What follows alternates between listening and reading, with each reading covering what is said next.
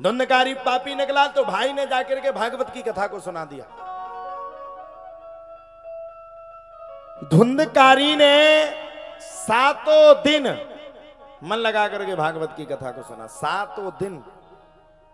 और जब धुंधकारी ने 7 दिन सुना, आप लोगों जैसे नहीं 5 मिनट सुनी कथा ऐसी हो, 5 मिनट सुनी ऐसी, चलो लो जी अब घर पे चलें, काम भी तो डले हैं।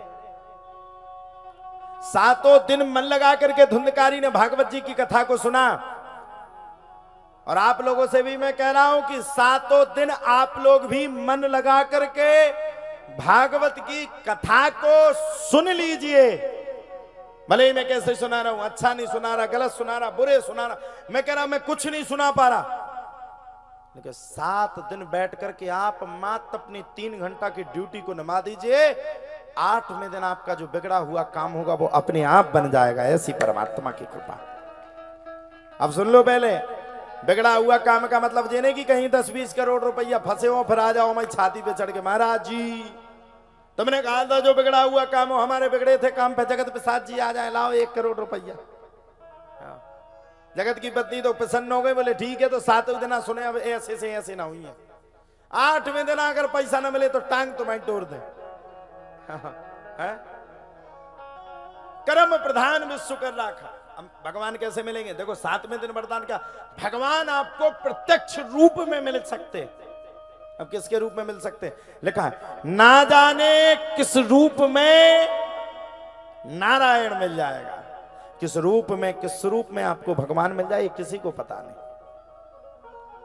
ये नहीं, एक आदमी हमारे पास आया, उंगली खुजाने लगा, महाराज जी रात के टाइम हमें धन दिखता है। हम सिद्धि में नए नए थे, आज से 9 साल पहले की बात। हमने कहा अच्छी बात है। बोले महाराज जी हमारा दाहिना हाथ खुजली मार रहा है। हमने कहा ये खड़ा है तुम्हारे भाग में। एक खड़ा मतलब एक सोने का घड़ा। बोले महाराज जी दूसरा हाथ खुजली मार रहा। हमने तो 2 है। बोले महाराज जी पैर खुजली मार रहा। हमने कहा 3 हड़ा है तुम्हारे भाग में।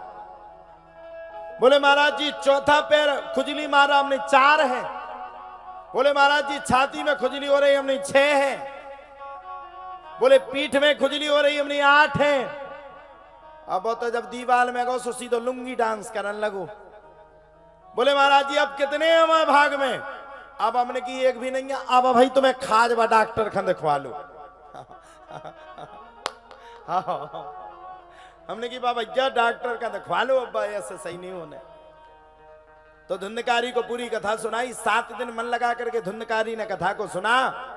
और जब 7 दिन मन लगा करके धुंधकारी ने कथा को सुना तो 8वें दिन भगवान के स्वयं रथ आकर के धुंधकारी का कल्याण हो गया। बोलिए सच्चिदानंद भगवान की जय। 8वें दिन जब धुंधकारी का कल्याण हो गया तो पूरे गांव वाले लड़ने लगे। सरीला आए थे, बोले वाह भागवत तो हमें नहीं सुनी थी, राठवान का कैसे मिल जाए फायदा। भगवान बोले श्रोता 3 प्रकार के, श्रोता सोता और सरोता। अभी जहां ये जितने जन बैठे हैं महान भाव, वीआईपी वीवीआईपी जितने जन बैठे, अब देखो 3 प्रकार के श्रोता है। सोता कछु जन तो भागवत में